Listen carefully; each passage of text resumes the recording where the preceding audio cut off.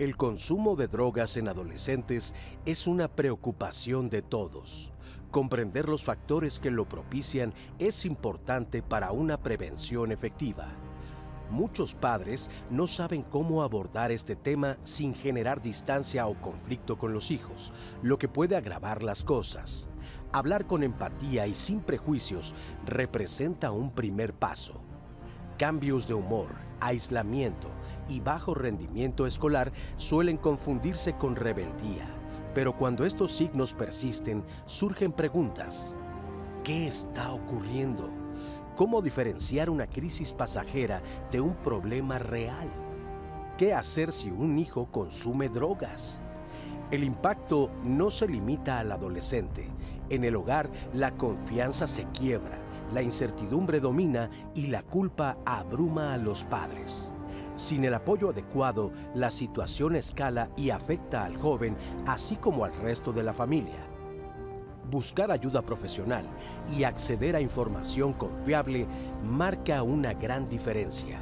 Con las herramientas adecuadas y una intervención oportuna es posible prevenir, acompañar y apoyar a los adolescentes en una ruta saludable. Crear confianza, hablar sin miedo y actuar con conocimiento son las mejores formas de proteger su futuro. Hola, ¿qué tal? Muy buenos días. Yo soy Marisa Escribano y me da muchísimo gusto darle la bienvenida a este espacio hoy aquí en Diálogos en Confianza. Ya vio nuestro tema, un tema fuerte, pero un tema importante, un tema del cual los papás, las mamás, todos en familia necesitamos aprender. Las cosas van cambiando de nuestros tiempos a lo que se ve y lo que se vive el día de hoy.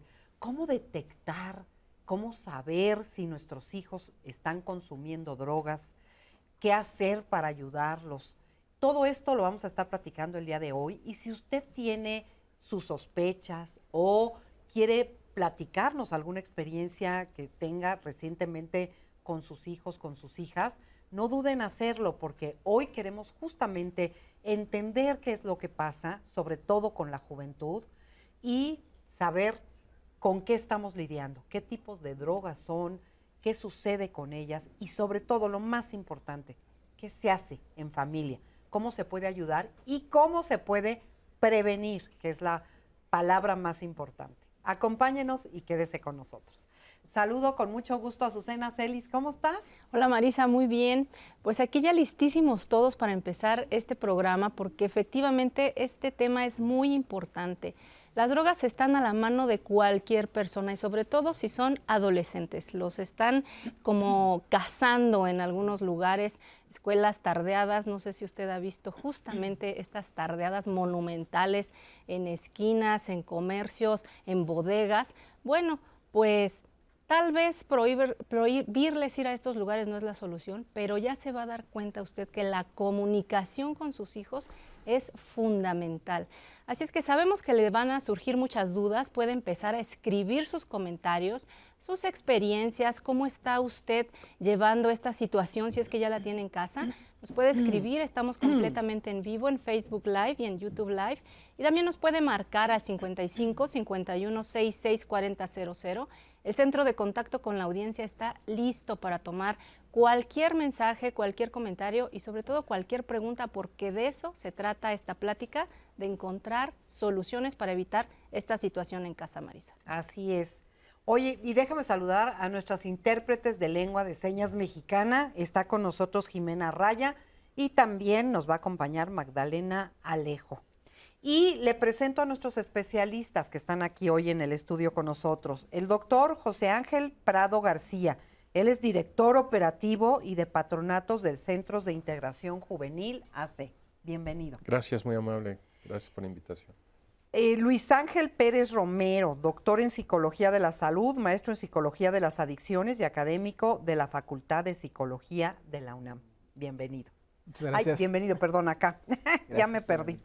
3, Hugo Sánchez Castillo, que nos acompaña también hoy, que es doctor en Neurociencias de la Facultad de Psicología de la UNAM. Bienvenido, Hugo. Muchas gracias. Y ahora sí, José Manuel Castrejón, es psicólogo clínico, maestro en atención integral del consumo de drogas y terapeuta en adicciones y en salud mental. Qué gusto. Igualmente, gracias por estar aquí. Y bueno, pues la verdad es que yo creo que todos en familia y sobre todo los padres de familia, pues siempre estamos pendientes y preocupados. Si de repente notamos que hay algo raro, el carácter de nuestro hijo cambia o nuestra hija, empezamos a notar cosas extrañas, bueno, quizá podría ser que se trate de un consumo de algún tipo de sustancia de estas que son tan nocivas y tan adictivas. Pero, ¿cómo saber? Y sobre todo, vamos a empezar mejor platicando acerca de por qué justo cuando hablamos de estos temas es en la adolescencia cuando esto empieza. A ver. Claro. O sea, creo que aquí el primer factor importante es que existen puntos importantes en el desarrollo de un ser humano, los que vamos a llamar periodos críticos. En estos periodos críticos el cerebro está más susceptible a tener modificaciones de interacción con el medio. Tenemos uno, neonatos, dos entre los 3, 6 años, otro en la adolescencia y otro en los jóvenes tempranos, 17, 25 años. Justo en el de la adolescencia, cuando las hormonas hacen su presencia, el cerebro está trabajando con esta nueva información, la corteza no ha madurado, el niño ya no quiere ser niño, pero no tiene para ser adulto la estrategia, eso lo mete en una especie de burbuja y lo llamamos población en riesgo, una población en riesgo en la cual las modificaciones ambientales van a ser susceptibles y ahí es donde puede entrar el consumo de sustancias. ¿Cómo Pues, de qué edad a qué edad? más o menos entre los 12 y 16 años, ¿no? Es un periodo más o menos largo, es muy importante tener en cuenta que en este punto, como los jóvenes se comunican menos con los adultos, pues llega el dealer. Te doy una gratis, presión social. Esto es lo que hacen ahora, esto es lo que está pasando, y estos son elementos que se van conjuntando y pueden hacer que el adolescente pueda tener o pueda recaer en una de estas conductas adictivas, ¿no? ¿Y qué es lo que hemos estado viendo con respecto al consumo de drogas? ¿Ha aumentado? ¿Ha disminuido? ¿Cómo estamos en México? Lamentablemente, a pesar de que las estadísticas aún son muy limitadas, sabemos que las edades de inicio están bajando. Sabemos también que está afectando cada vez a un mayor número de mujeres jóvenes, que también poblaciones adultas mayores están incrementándose. En términos generales, está aumentando el problema, pero también están aumentando nuevas sustancias que antes no se consumían y también estamos teniendo comportamientos adictivos que están incorporando toda esta dinámica de consumo de sustancias. O sea, pero no es un tema aparte, digamos, de la adicción al consumo de sustancias, ¿o sí? O sea, ¿hay quien puede consumir y no ser adicto? Sí, estamos hablando de varias etapas que empiezan desde la experimentación, justamente en estas etapas de la adolescencia, la presión social, la curiosidad. De ahí pasamos a un segundo nivel que sería el abuso, cuando todavía no hay una adicción, pero se utiliza en situaciones riesgosas. Y ya cuando una persona consume, porque hay una dependencia física, psicológica, cuando hay manifestaciones de abstinencia, estamos hablando ya de un proceso de adictivo. Entonces son varias etapas en las cuales va pasando de menor a mayor. Ahí fíjate que me gustaría recalcar, me gusta mucho lo que platicaba ahorita el compañero, porque no hay que confundir. Una dependencia, por ejemplo, si yo tengo diabetes, me vuelvo insulinodependiente, es decir, dependo de un fármaco para que mi salud esté adecuada, pero no soy adicto. O sea, uno no ve a una persona con diabetes diciendo, mi insulina, y se avienta y se Adicto pone. a la Obvio insulina. no, sí me explico. Entonces sí hay que tener mucha claridad. El que una persona consuma un fármaco regular no necesariamente lo hace adicto. Puede tener una condición médica en la cual se necesite para que tenga una salud adecuada. Okay. Pero hay algo que tenemos que tomar en cuenta, algo que está ocurriendo en México y en general en toda América Latina. México está sufriendo una transición demográfica muy interesante. Hace 40, 50 años, recordarán ustedes que teníamos una pirámide poblacional en donde teníamos una base de niños importantísima. Y de la pirámide hay muy pocos adultos mayores. Esto está modificándose. Esta base de los 70 está yendo hacia arriba y entonces actualmente la población en nuestro país y en términos generales en toda América Latina está en la población económicamente activa. Esto quiere decir que todos los problemas que va a vivir México durante 30 o 40 años van a estar en problemas relacionados con las juventudes. Consumo de drogas, violencia. Entonces, dentro de 40 o 50 años vamos a hablar de trastornos demenciales y otro tipo de trastornos, pero ahorita todo va a estar centrado en cuanto a consumo de sustancias y otro tipo de problemas relacionados con la juventud y la adolescencia. Que además, como decían, pues ha cambiado muchísimo, ¿no? O sea, ahora se ven cosas que antes ni existían.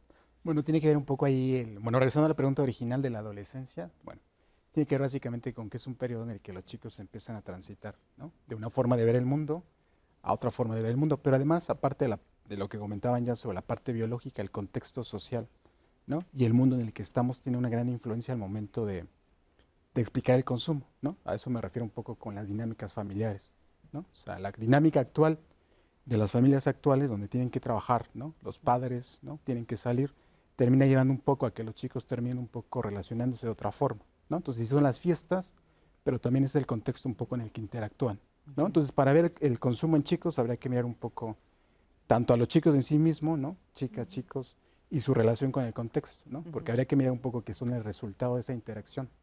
Y hablar de consumo con chicos jóvenes tendrá que ver un poco también con cómo estamos como sociedad, ¿no? O sea, cómo nos estamos interactuando. Entonces, sería un contexto un poco más amplio. Tiene muchos niveles de análisis, el biológico es uno, ¿no? El de política pública es otro, pero yo creo que el del contexto social es muy importante porque ese finalmente es donde los padres de familia tienen una gran influencia, ¿no? O sea, los terapeutas trabajamos con los adultos, con los chicos, pero finalmente los padres son quienes tienen ese acercamiento, ¿no? Vamos a seguir hablando de eso. Vamos a presentarles rápidamente un sondeo que hicimos, justamente donde preguntamos cómo o por qué los jóvenes consumen sustancias adictivas. Veamos lo que nos dijeron. Porque a lo mejor igual los papás no estamos muy al pendiente de los hijos, nos dedicamos a trabajar y los mandamos a la escuela y decimos, bueno, ya se van a la escuela, pero tenemos que estar muy al pendiente de ellos, ¿no? Porque, bueno, es multifactorial el problema del consumo, el tema de las adicciones. Por curiosidad y por problemas emocionales. Primero, pues hay una falta de educación. Yo creo que ese es un factor muy importante. El segundo, que tiene que ver con la relación que los padres establecemos con nuestros hijos. Porque muchas veces no les llama uno la atención, porque muchas veces si uno les llama la atención a los hijos, ¿qué es lo que dicen? Ah, ya te vas a empezar con tu choro. Sin embargo, yo creo que también hay una falta de conciencia, que creo que esa sería la tercera cuestión. En la medida en la que seamos más conscientes los adultos de que es nuestro deber ético, moral, jurídico y como padres, el estar cerca de nuestros hijos para orientarlos en esta problemática tan grande, podemos buscar una forma de cómo revertir. El problema está gravísimo. A ver, y hay muchas creencias y muchas cosas que a veces como sociedad pensamos, y no sé si son ciertas o no, como por ejemplo el hecho de que si nuestros hijos consumen drogas es porque hay problemas familiares. ¿Mito o realidad? Es totalmente un mito. O sea, lo primero que tendríamos que ver es que las drogas, no todas son iguales, pero muchas son adictivas. Y las clasificamos en duras, suaves, legales o ilegales. Por ejemplo, el azúcar puede ser una droga de abuso, el chocolate puede ser una droga de abuso, el té puede ser una droga de abuso, la nuez de Castilla, pero pues evidentemente son legales y no nos causa tanto problema. Tenemos drogas de transición como la marihuana, hace ratito que platicaban, que inclusive durante mucho tiempo se le llamó droga puente, y luego tenemos las drogas como el alcohol, como el tabaco. Entonces, a veces cuando decimos drogas nos espantamos y decimos cocaína, heroína, pero no nos damos cuenta que la transición va poco a poco y básicamente una persona no dice hoy quiero heroína, pero si la persona ayer tomó, ya fumó marihuana, puede empezar a transitar porque se va haciendo como más fácil el caminito, ¿no? Entonces, oye, pero del azúcar no llegó a la heroína, ¿verdad? No, llegó uno a la heroína, pero por ejemplo, si hay problemas, el consumo de azúcar, por ejemplo, estudios que se hacen con ratas, las ratas se sienten con esta necesidad y palanquean como con heroína, y eso pues básicamente es un fenómeno de lo que está pasando en nuestro cerebro, y por eso inclusive hemos llegado a concluir que no solamente las drogas, sino las conductas también pueden ser adictivas, y por eso es que primero tenemos que quitarnos eso, ¿no? O sea, si mi papá es alcohólico, no necesariamente mi hijo es alcohólico. Puede haber predisposición, puede haber componentes, pero el contexto, el tipo de drogas, la permisividad, el lugar, los amigos, juegan factores importantes. Sí, esto me parece interesante porque las causas por las cuales una persona o un joven prueba una sustancia son diferentes a las causas por las cuales desarrolla abuso y son diferentes a las causas por las cuales desarrolla dependencia. Por ejemplo, el peso biológico del por qué un joven prueba una sustancia es muy poco, prácticamente es nulo. Ahí lo que comentaba el compañero tiene toda la razón, el peso de la comunidad. Y tres cosas muy importantes. La disponibilidad de la sustancia, la disminución en la percepción del riesgo del consumo de sustancia y la tolerancia social. Mientras más disponibilidad hay una sustancia, es más fácil que se pruebe. Sí. Mientras menor percepción de riesgo, es más fácil que se pruebe. Mientras mayor tolerancia social respecto del consumo de una sustancia, más fácil que se pruebe. Entonces ahí es cuando empieza. Sin embargo, en cuanto la persona tiene contacto con esa sustancia, hay otros tipos de factores que van a hacer que la persona, hay una teoría de la automedicación, por ejemplo, ¿no? En donde personas que tienen trastornos de ansiedad, trastornos depresivos, van a consumir sustancia con el fin de aliviar ese tipo de problemas. Y finalmente, ya para la dependencia, el peso biológico es altísimo. Yo te puedo comentar que en cuestiones hereditarias, la dependencia de una sustancia es semejante a la diabetes mellitus o a la hipertensión arterial. El peso biológico es altísimo para el desarrollo de dependencia. No ¿A qué te refieres con el peso biológico? Sí, la parte predisposición biológica, genética. Sí. Okay. Es altísimo para el desarrollo de una dependencia de una persona. ¿Sí?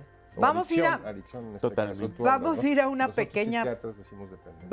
pequeña pausa y seguimos platicando de esto para que vea que son muchas aristas. Este es un problema que colinda con muchas cosas. Las vamos a platicar después de esta pausa. No se vayan.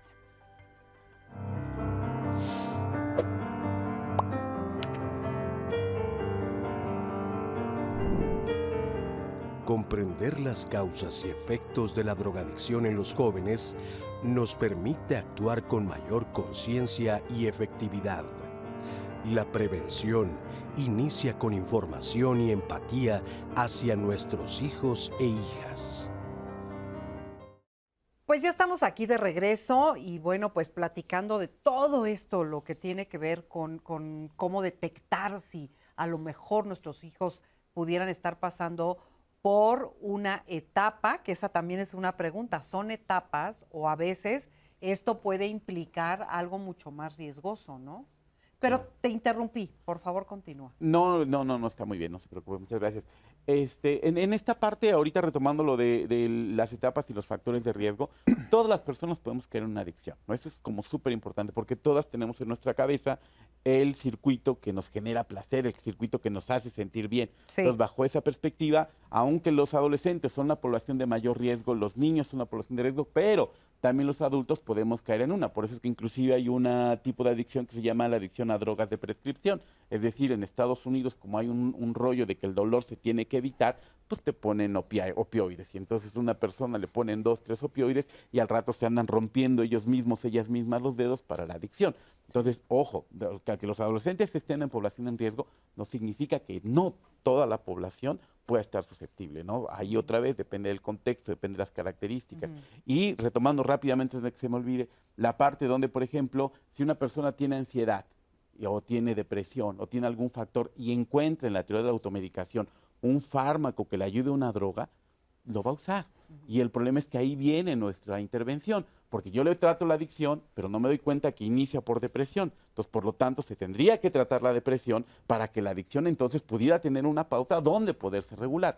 Y eso también es muy importante en cualquier etapa de la vida. Eso está súper interesante porque la verdad es que es cierto, siempre hay algo quizá detrás que es lo que dispara, pero hoy que estamos pensando más en los jóvenes, ¿qué sucede con los jóvenes? Porque, o sea, los jóvenes también tienen depresión atrás, también están pasando por otro tipo de circunstancias, o qué los lleva. En la historia de la humanidad, ninguna generación había estado tan expuesta a factores de riesgo como en el mundo actual. Está presente, por ejemplo, la tecnología y el uso de las redes, donde frecuentemente se presenta información que orienta hacia lo inmediato, hacia el placer, hacia la diversión, hacia toda esta cultura narcisista. Por un lado, ya se comentó aquí, está la carencia de estas figuras paternas en muchos casos, que antes era un referente, ahora los chicos no lo tienen. Y los chicos, estamos observando hoy en día, están más expuestos a problemas de salud mental. 25% de los chicos van a experimentar una momento crítico de depresión, de ansiedad, y habría que entender que el problema de raíz de las adicciones que estamos hablando se encuentra precisamente en todos estos factores, problemas emocionales. Pero como nunca, hoy nuestras generaciones están expuestas, nuestros adolescentes, a todas estas presiones. Y, por ejemplo, ¿esto tiene que ver con la pandemia o ya desde todas maneras, desde antes, ya estaban así? La pandemia vino a incrementar el uso de las tecnologías, esta desconexión social, y por supuesto se ha observado un incremento en el problema de salud mental a partir de la pandemia. Ajá. Bueno, retomando la pregunta un poco de qué pasa con los chicos. Existen muchos niveles de análisis para hablar de adicciones, ¿no? El biológico es uno, y había hablado de eso. Pero en una parte de la psicología, o sea, como se ve la adicción, por una etiqueta general, es que hay factores de riesgo, ¿no? Esos factores de riesgo son variables que influyen al momento de predecir el consumo de los chicos, ¿no? Y chicas. De los que más se ha visto que predicen comportamiento disruptivo, porque el uso de sustancias en jóvenes no solo es consumo, sino violencia, robo y otros comportamientos de ese tipo, agresión, tiene que ver básicamente con dos factores, ¿no? Uno que es la supervisión por parte de los padres y el otro que tiene que ver con los límites y reglas, ¿no? O sea, chicos que no tienen claro qué va a pasar mañana ni tienen como esa parte un poco saber, ¿no?, qué consecuencias hay por su comportamiento, tienden a tener comportamientos disruptivos. Entonces, al momento de traducirlo en términos más prácticos, bueno, es una cosa donde habría que mirar a cada caso en particular, ¿no?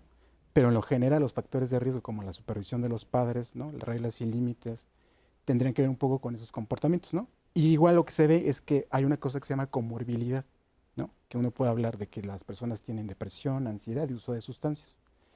Actualmente, como se consideran los diagnósticos, más bien vamos por una cosa transdiagnóstica que categórica, es decir, parece ser que los trastornos tienen una raíz en común, ¿no? Que al entender esa raíz, entonces podremos trabajar con varios trastornos que están al mismo tiempo, ¿no? Entonces, a lo mejor los chicos cuando llegan a terapia van básicamente a veces porque se sienten tristes, ansiosos, ¿no?, que tienen consumo de sustancias.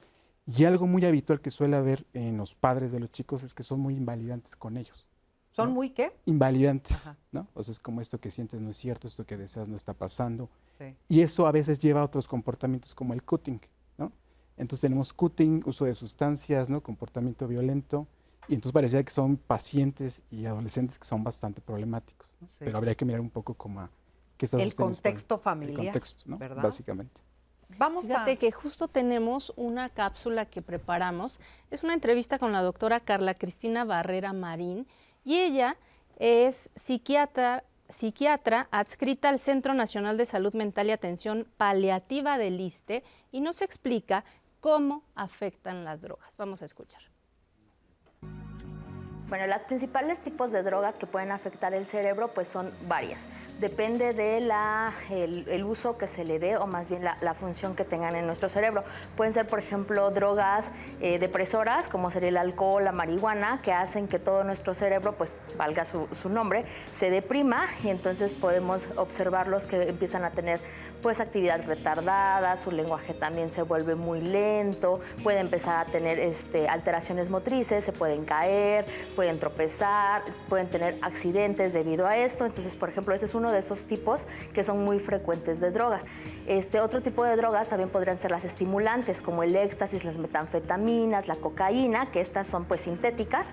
Estas nos dan para arriba, se ponen las personas eufóricas, se sienten grandiosas, a muchas veces hasta el dolor como que les baja y por eso también pues se sienten muy bien, ¿no? Tienen esta sensación de que ellos pueden con todo en el mundo. Otro tipo de drogas también podrían ser las de uso médico, porque estas drogas o medicamentos muchas veces están destinadas para un tipo de padecimiento, pero finalmente terminan utilizándolos para tener un abuso porque les hacen que se les altere la conciencia, también pueden, a veces dicen para dormir mejor, pero pues con eso también se relajan un poco más, entonces les dan un uso indebido.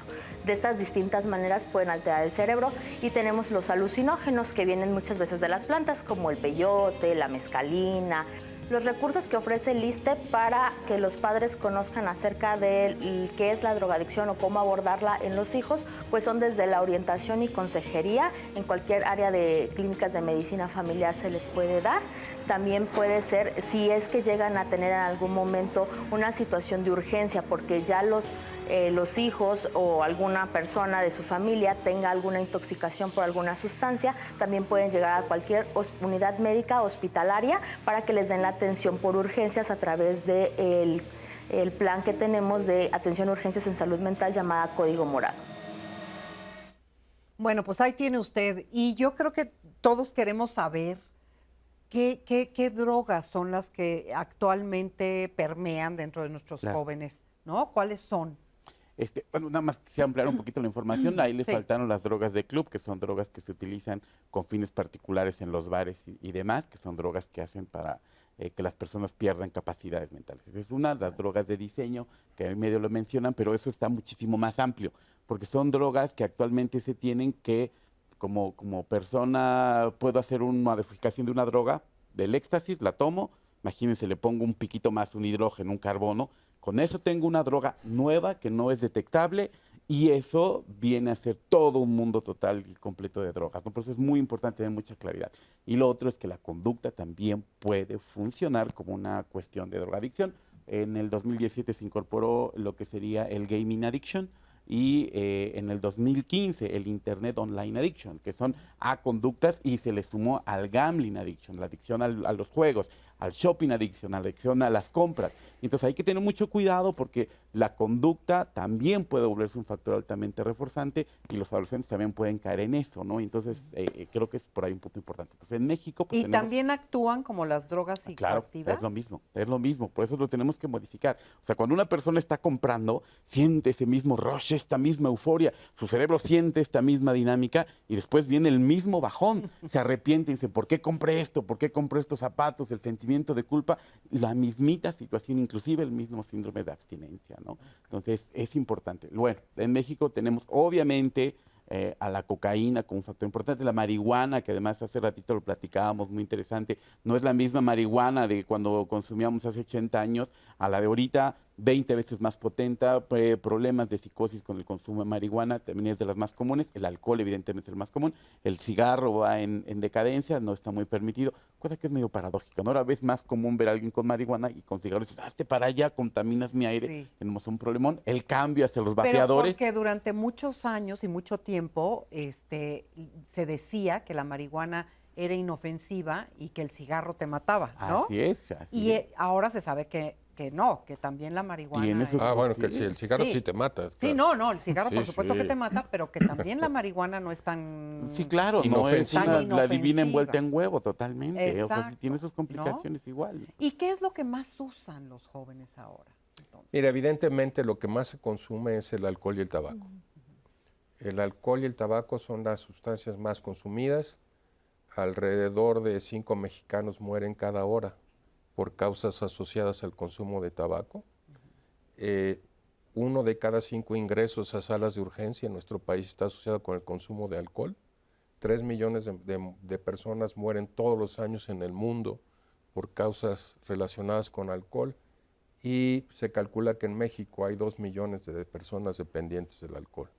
Y por cada persona que es dependiente del alcohol se afecta a 5 personas. Entonces, pues, prácticamente la mitad de la población en México está asociada con un problema grave de alcoholismo. Ya, porque a lo mejor porque eres familiar, no necesariamente porque lo consumes. Pues te afecta, porque... claro. Bueno, Pepe tiene el antecedente de haber sido presidente de Alcohólicos Anónimos en nuestro país. Él conoce muchísimo de esta parte y sabe del peso y el daño que produce el alcohol ¿no?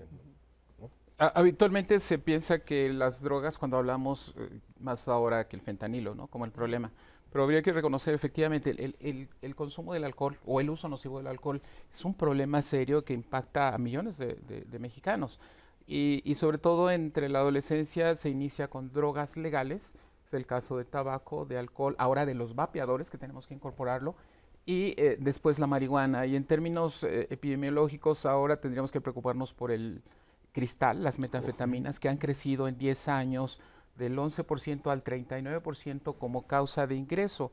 Y ahora tendríamos que fijarnos en estas nuevas variedades de marihuana muy potentes, en formas ahora naturales de marihuana. Y lamentablemente, aunado a este problema que ya se comentó de la cocaína, ahora resulta que los chocongos en las fiestas que las microdosis de ácido lisérgico, que la ketamina. Estamos hablando de una nueva generación de sustancias muy poderosas, muy adictivas, y lamentablemente la fascinación de muchos jóvenes de vivir estas experiencias, ¿no? Por ejemplo, experiencias de fines de semana alrededor de ayahuasca y otro tipo de prácticas, como una fascinación que tienen muchos jóvenes en esta búsqueda como de identidad, de experiencias espirituales. Lo están llevando, por supuesto, a situaciones riesgosas, incluyendo la muerte en las primeras dosis o un problema psiquiátrico de por vida. Los tusis, ¿no? El TUSIB y otro tipo de sustancia, que son sustancias que te invitan a la fiesta, no, a tocar, a platicar, a estar en grupo. Actualmente están siendo muy consumidas. ¿Cómo se llama eso? El TUSIB y otro tipo de sustancias que son derivados de la feniletilamina, así se llama. Claro. Pero son pastillitas, son... Sí. Okay. Y la gente las consume con fines de estar socializando, compartiendo. Sin embargo, no son sustancias que sean inocuas, ¿no? Todo este tipo de sustancias pueden llegar a problemas graves. En Holanda, por ejemplo, ¿no? Hay lugares, y en Europa, en algunos otros lugares, en donde la gente está en un antro, están con la música, se están metiendo el TUSIB y otro tipo de sustancias, pero tienen que salir a una sala contigua para bajar la música, estar bebiendo agua, porque esto puede producir deshidratación. Y son como medidas de control del daño que hacen ellos para que esta no tenga efectos más graves. Entonces sí hay una gran gama de sustancias, pero en México nos está preocupando muchísimo, hablábamos del alcohol y el tabaco, pero el consumo de cristal. Claro. Y es que ahí yo le sumaría, que es muy importante, la tolerancia que tenemos al alcohol, grandísima. O sea, no hay, sí, claro, la tolerancia social, no hay fiesta sin alcohol. O sea, los villancicos de Navidad, esta noche Nochebuena y mañana Navidad, pásame la bota María que me voy a emborrachar. Le cantamos al alcohol. Sí, eso significa que... beben en el Claro, ¿y qué más beben? Entonces aquí el punto importante es que somos tan tolerantes que a veces encaminamos a los adolescentes, no nos parece extraño que tengan una copa, no nos parece extraño que tengan una cerveza, y perdón, pero por un lado se empieza, ¿no? Fíjate, Marisa, que justo nos están comentando, el alcoholismo es una droga normalizada que se vende a la vuelta de la esquina y bien debería ser solamente autorizada a mayores de 21 años. Y también nos preguntan, ¿cómo podemos los papás, con todas estas nuevas drogas que están mencionando, identificar si las están consumiendo nuestros hijos? Exacto. Claro. A ver. Esa es una pregunta muy complicada, ¿verdad? Pero nada más comentarte algo. México es uno de los pocos países en donde tú llegas a una caseta en una carretera y a 40 metros te están vendiendo cerveza fría, ¿no? Sí. Es increíble que donde están las casetas la gente se pueda bajar a consumir, a ¿Alcohol? comprar cerveza y ir manejando y consumiendo alcohol, ¿no? Sí. Entonces sí, él hablaba de política pública, también es importante la política pública. Y habría que pensar también que en el mundo actual hay grupos en WhatsApp, hay empresas, hay venta en internet, se puede pedir a las 3 de la mañana cualquier cantidad de cualquier cosa para las fiestas a través de redes y llegan en una moto. Estamos en un contexto muy complicado. Entrega a domicilio. Así es, a la hora que sea, y no importa que sea menor, te mandan sustancias alucinógenas a tu casa. Y eso es impresionante. Y entonces la pregunta de este padre de familia es decir, ¿cómo detecto si mi hijo está consumiendo drogas? ¿No? Y hoy en día incluso hablamos de la necesidad de pruebas antidoping, ¿no? Que se hacen en las escuelas. Lo que es muy claro es que cuando observamos cambios abruptos en el comportamiento habitual de los jóvenes, ciertos signos o síntomas de manifestaciones físicas o cierta parafernalia ahora que es muy común. ¿Te parece si eso nos lo comentas regresando del corte? Vamos a una pausa, nos están mandando a una pausa.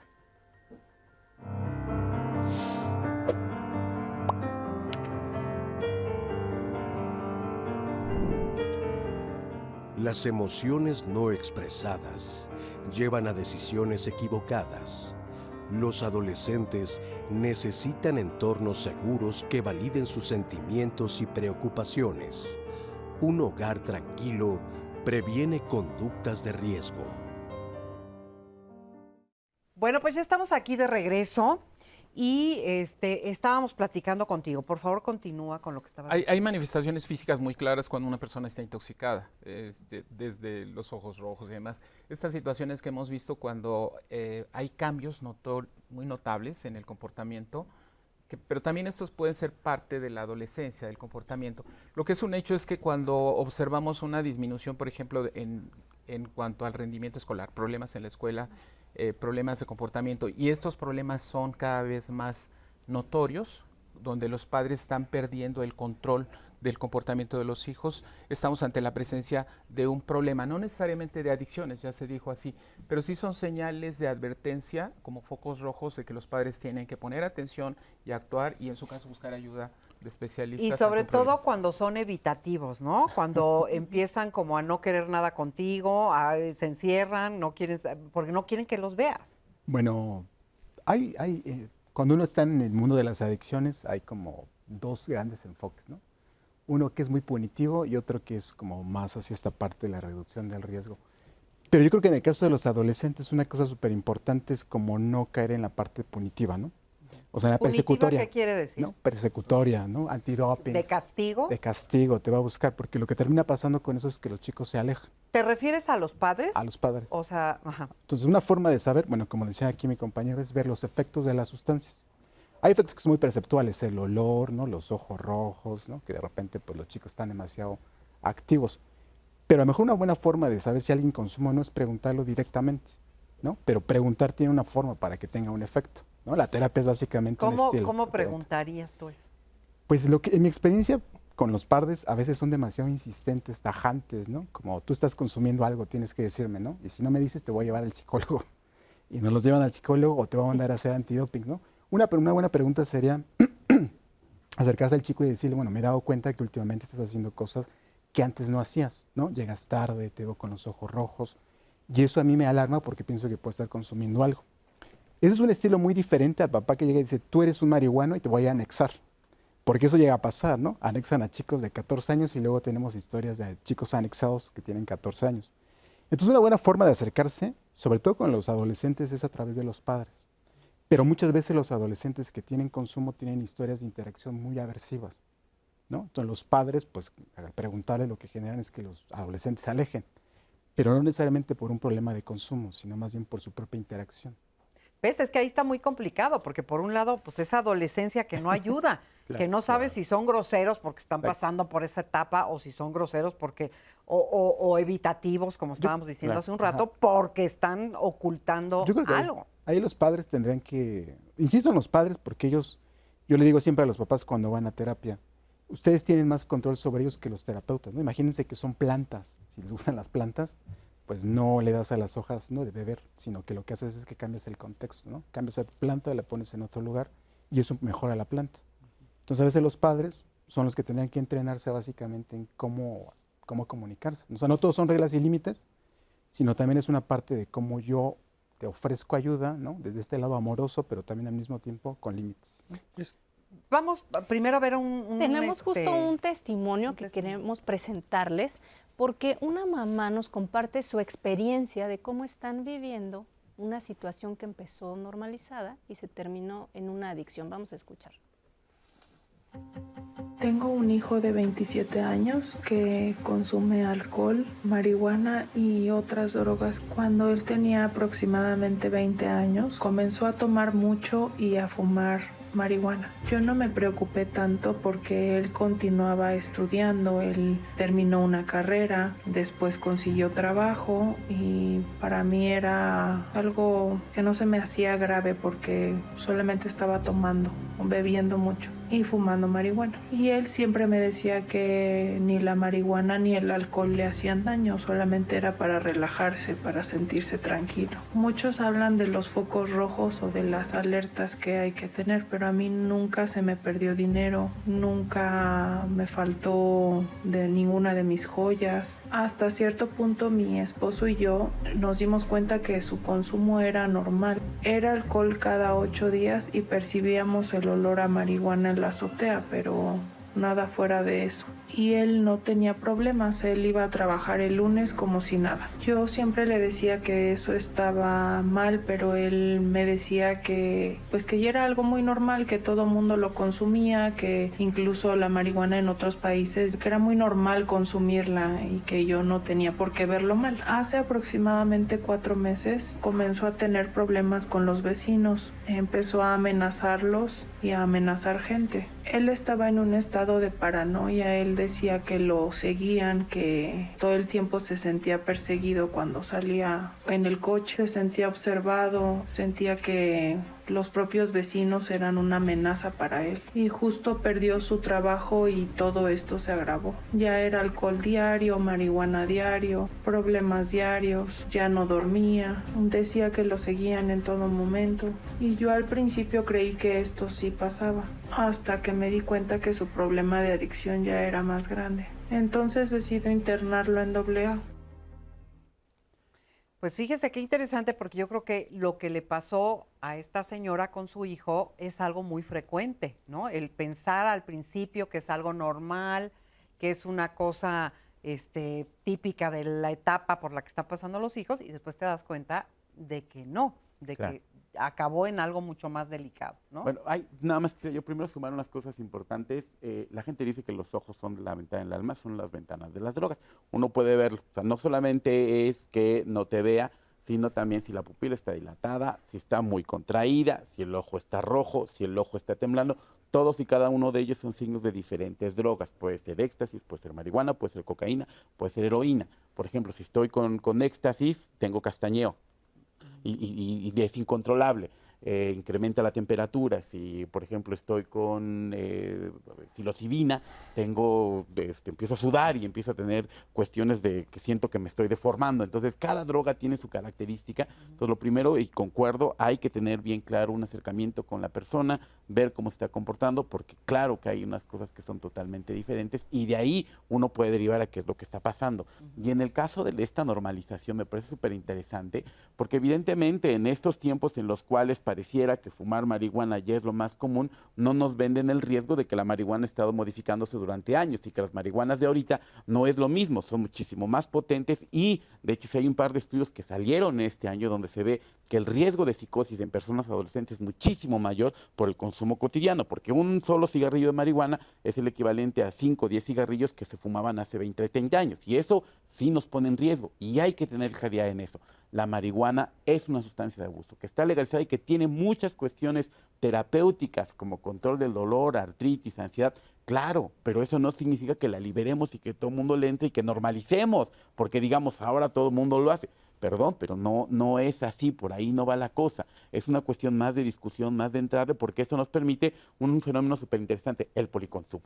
Porque ahora yo tengo marihuana y le sumo alcohol y le sumo cocaína y ahora tengo cuadros donde el adolescente viene con 4, 5, 6 sustancias de abuso, todas juntas, y entonces ahora tenemos problemas más complejos. Yo quisiera aclarar una cosa que comentó la señora que me parece muy importante, porque actualmente estoy apoyando a la Central Mexicana de Alcohólicos Anónimos como vicepresidente y quiero decirles que en Alcohólicos Anónimos no se interna a la gente. Eso es un error. Alcohólicos Anónimos tiene terapias de 1.5 horas en donde la gente va por su voluntad y no se cobra un solo peso. Entonces eso era para mí muy, muy, muy importante. Por otro lado, aclarar lo que se platicaba hace un rato en cuanto a la pérdida de percepción de riesgo del consumo de algunas sustancias como marihuana. Entonces, hay más disponibilidad de marihuana en nuestro país, por supuesto. Hay pérdida de percepción de riesgo de la marihuana, por supuesto. Hay aumento de tolerancia social, hay aumento de tolerancia. Entonces, está creciendo el consumo de marihuana en forma muy importante, pero además, el consumo de marihuana, con los niveles de THC que nos hablaba el compañero hace unos momentos, Hugo,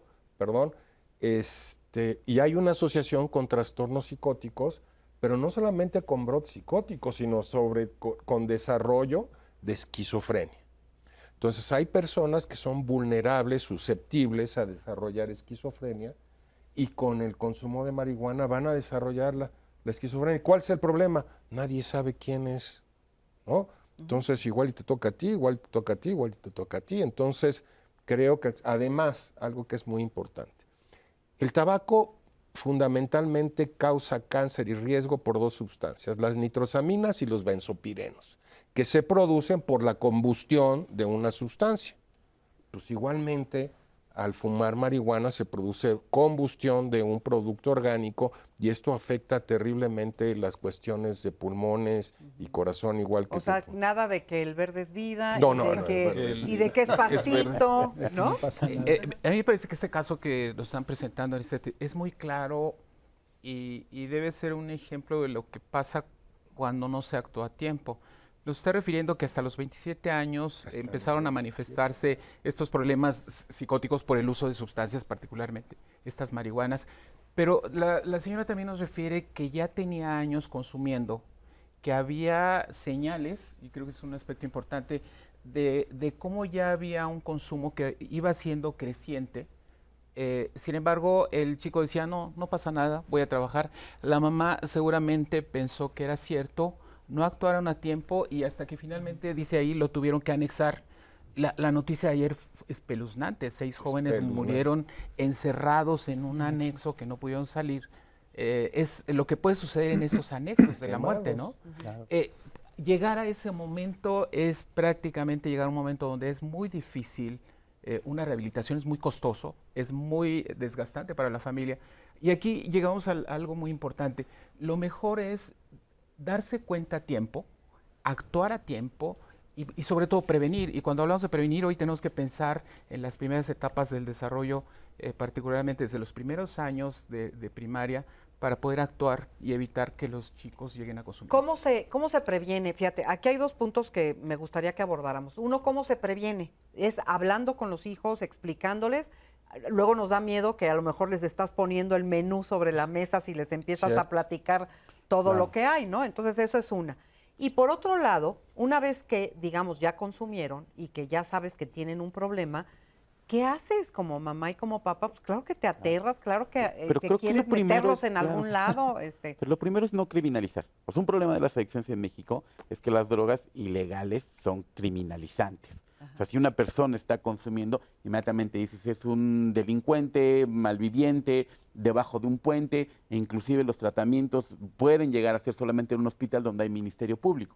Y eso nos aterra. De hecho, me gustó la intervención que se decía el compañero, decía, es que eres un marihuano. Y cuando dicen eres un marihuano, lo tomamos como insulto, lo tomamos como, oye, soy un criminal. Entonces, tenemos primero que cambiar ese switch. Mi hijo tiene un problema de adicción, no es un sujeto que está a expensas de que la ley lo agarre, es un sujeto que debería de estar con un derecho de salud.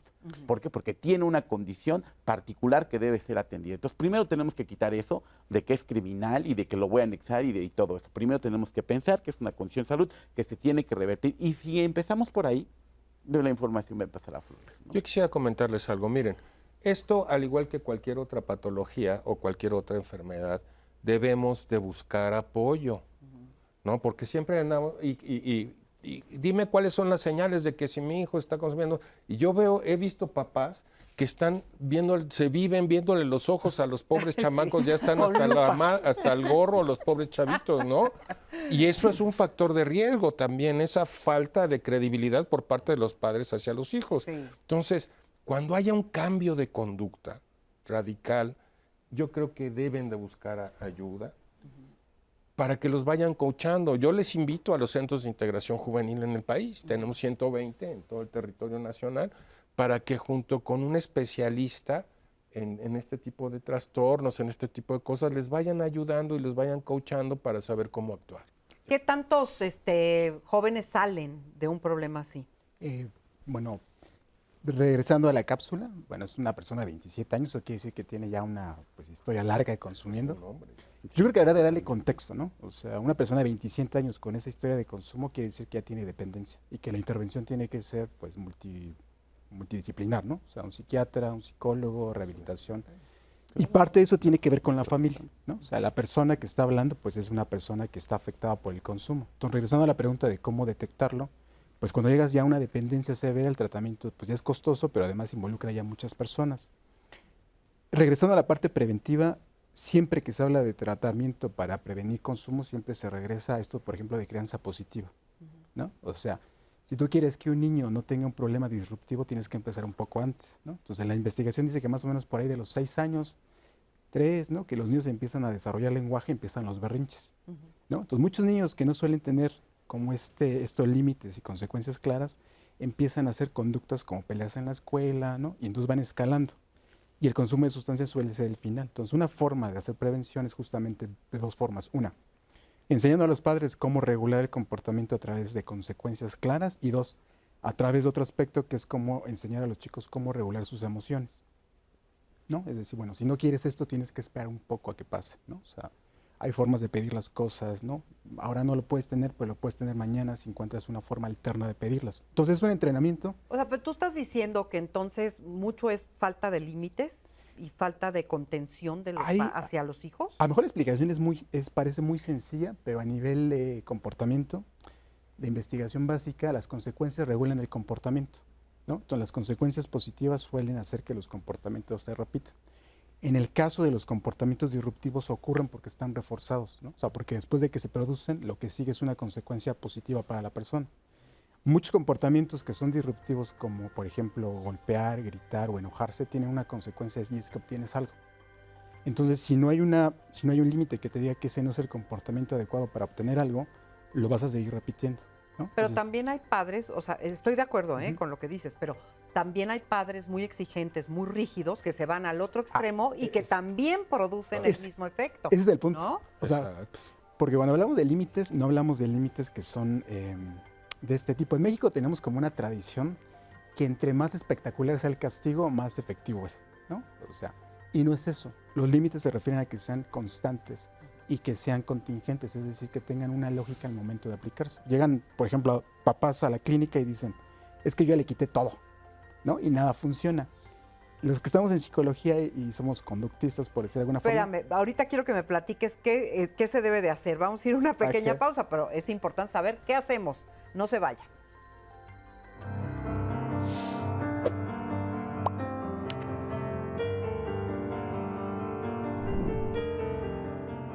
El consumo de drogas no siempre es evidente, pero hay señales.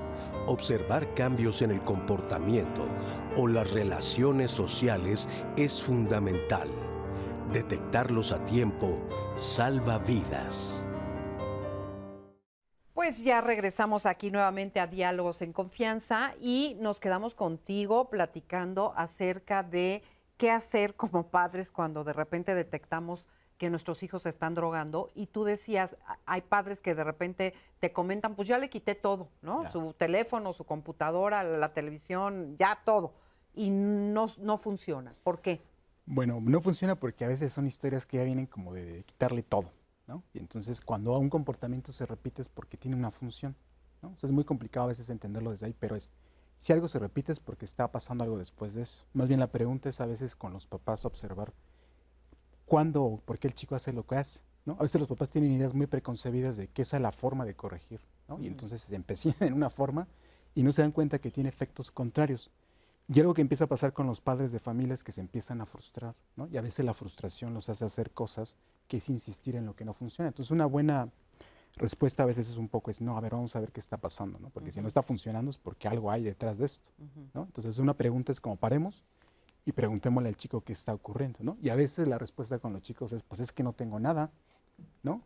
Además son historias, sobre todo a veces en comunidad cuando trabajas, de historias a veces un poco de necesidad, ¿no? O sea, son personas que a lo mejor viven en pobreza, ¿no? O tienen lo necesario para vivir. Y entonces cuando los padres son muy punitivos de castigar y quitar todo, a veces el consumo se vuelve la única cosa que parece reforzante, ¿no? Entonces si tú sigues alimentando la idea de castigar, lo que sigues haciendo es provocar que no haya nada más que te dé placer, ¿no? Y entonces el consumo se vuelve la única alternativa que hay.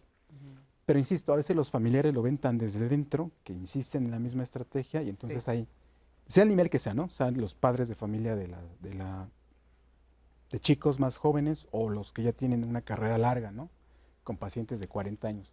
Entonces hay 2 estrategias generales. Una, con los adolescentes, es trabajar con los padres, ¿no? Y un poco ubicarlos a dónde van. Y la otra es trabajar con los chicos. O sea, es como alterno el tratamiento, ¿no? Sí. Trabajas con los padres sobre entrenarlos en qué hacer y con los chicos un poco en que aprendan cómo regularse, ¿no? Entonces el tratamiento tendría que ir un poco a enseñar al padre a qué hacer y a los chicos un poco a responder. Y por ejemplo, ¿cuál sería la sugerencia? Digo, yo sé que cada caso es individual y cada circunstancia, pero ¿cuál sería una sugerencia en general? Hay que sentarnos a hablar con los hijos, tratar de entenderlos o inmediatamente poner orden en el asunto, buscar un médico. ¿Qué? Yo creo que Pepe quería... En principio, más vale prevenir que lamentar, ¿no? A los 27 años a veces es difícil y el tratamiento es complicado, lleva mucho tiempo, requiere de muchos aspectos y las recaídas son frecuentes. A veces llegar a la adolescencia donde ya se dan estas situaciones críticas significa que algo no ocurrió adecuadamente. Y si pensamos que el consumo de sustancias es una manifestación de un problema de raíz en aspectos emocionales, con falta de control, al final el cerebro tiene dos áreas, un área, digamos, de control y un área de impulsos, un área emocional. Lo que nos hablaría en estos casos es que el joven no tiene esta capacidad de regular, de controlar su comportamiento y significa que algo falló en las primeras etapas de desarrollo. Y eso nos lleva a la importancia hoy de preguntarnos cómo hacemos para evitar que los hijos desde las primeras etapas puedan caminar en este trayecto del consumo de drogas. Y nos lleva a la importancia de lo que se conoce como crianza positiva, y son todas aquellas pautas que los padres de familia hoy tienen que tener respecto a la comunicación, la orientación, la educación, el afecto, el acompañamiento, la integración de la familia como pautas necesarias de prevención. Y aquí nos lleva a un tema importante, hablar de las drogas, perseguir si están consumiendo. Realmente eso no es prevención. Prevención es fortalecer aquellos aspectos resilientes en los chicos para asegurar que crezcan en la vida de una manera sana. Ok, y hablar de estos temas no va a incitar a los hijos a que lo hagan, ¿no? No hablar sí va a incitar a que lo hagan por desinformación. Exacto. Y la otra pregunta que te iba a hacer es, pero ya se me olvidó, que algo te iba a decir. Si quieres, mientras vamos al testimonio. Espérame, porque ya me acordé. De una familia bien avenida, amorosa, con una crianza positiva, ¿no hay riesgo de que los hijos caigan en drogas? Todo es de riesgo, y hablamos de factores de riesgo. Y por supuesto, cuando hablamos de factores de factores de riesgo individual, familiar, social, comunitario. O sea que la familia solo es una parte del riesgo, o un factor. Así es. Pero sí hay chicos definitivamente que nacen con un cierto temperamento que los va a hacer irritables, y aunque nazcan en este ambiente. Pero lo que sí podemos asegurar es que cuando hay estos elementos de una familia integrada, funcional, la probabilidad de que se dé este problema disminuye. Vamos a ver un testimonio. Sí, justo un testimonio donde un joven nos comparte pues cómo ha vivido esta situación. Vamos a escucharlo. Tengo 30 años y mi familia está conformada por mi mamá, mi papá y mis 2 hermanos. Yo soy el hijo de en medio y tengo un hermano mayor y una hermana menor. Mi papá me cuenta que él me dio todo porque cuando yo nací, él ya tenía un trabajo estable y le iba bien, y al igual que mi mamá. Yo siempre fui un hijo rebelde y a partir de los 17 años empecé a consumir alcohol. Mis papás sí me regañaban porque yo consumía bebidas alcohólicas, pero tampoco era de que me lo prohibieran o que se enojaran mucho porque yo lo hiciera. Tampoco me decían nada porque yo cumplía con mis obligaciones, como ir a la escuela, hacer mis labores domésticas, pero sí ya empezaba a tener un problema con el alcohol. Cuando llego a la universidad, pruebo la marihuana y la cocaína, y en ese momento es cuando todo se empieza a complicar para mí, porque no solo ya consumía alcohol, sino que también ya consumía cocaína y marihuana. Empecé a tener cambios en mi persona, me volví una persona agresiva, le alcé la mano a mi mamá, empezaba a contestarle a mi papá y tenía constantes problemas con mis hermanos. Yo no sé en qué momento me convertí en esa persona, pero hasta yo me desconocía y me tenía un poco de miedo. Me llevaban a terapia y ahí en la terapia me preguntaban si yo tuve algún problema. Y siempre dije que no, yo siempre fui un hijo querido, que me daban lo que yo quería y no creo que haya existido algún problema en mi vínculo familiar. En terapia me comentan, me dicen que tal vez ese fue el problema. Como me dieron todo, yo no supe en qué momento se me hizo fácil desviarme y enfrentarme a saber decir que no. Hasta ahorita llevo 2 meses sobrio, sin probar ninguna sustancia y ninguna gota de alcohol, pero me siento muy raro al no consumir lo que me gustaba. Y es eso, a mí siempre me ha gustado tomar alcohol y fumar marihuana. No creo que le haga daño a nadie más que a mí mismo. Soy una persona adicta con una enfermedad y llevo 2 meses sobrio. Fíjense que tenemos muchos comentarios. Muchas gracias por este testimonio. Les quiero compartir justamente comentarios que nos están llegando. Nos dicen acá en YouTube, Alex, hola, mi hermano tiene hiperactividad desde niño y un médico le dijo a mi mamá que lo metiera a un deporte porque tanta energía que tenía sería fácil que cayera en drogadicción. Luego nos preguntan, ¿es verdad que los problemas de vandalismo se dan por situaciones que ocurren en la familia y no son bien tratadas? Bueno, yo creo que sí. A ver, mira, algo que comenta es que independientemente de las variables familiares o del comportamiento familiar, en ocasiones hay cuestiones biológicas de los niños o de los adolescentes que facilitan o aumentan la probabilidad de consumo de drogas o desarrollo. El muchacho que comentaba, él decía, desde niño yo era muy rebelde.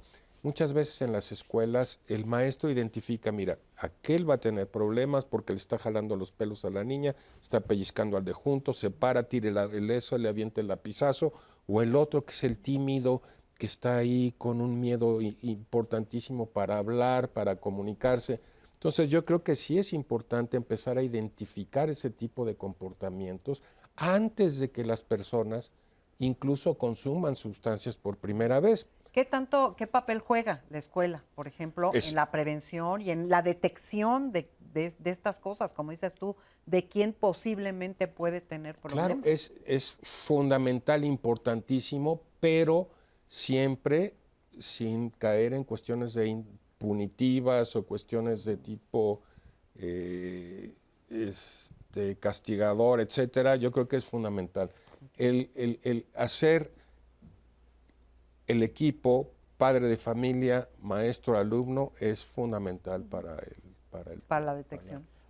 Creo que ahí lo primero que me gustaría decir es que esto no es un atentado contra las crianzas, ¿verdad? Porque como ahorita está hablando de positivo, o sea, me estoy imaginando un papá que, ¿sabes qué? Ya la regué, ya no voy a ir nunca porque me van a decir que mi crianza no fue positiva. O sea, creo que ahí el punto importante es, se tiene que reconocer que si hubo algún problema, no necesariamente es culpa, no se nace sabiendo ser padre, las interacciones cambian. Yo creo que la cuestión es aceptar qué es lo que está pasando y que los diferentes puntos en los cuales el adolescente se encuentra van a tener esta relación social, los amigos, como este muchacho.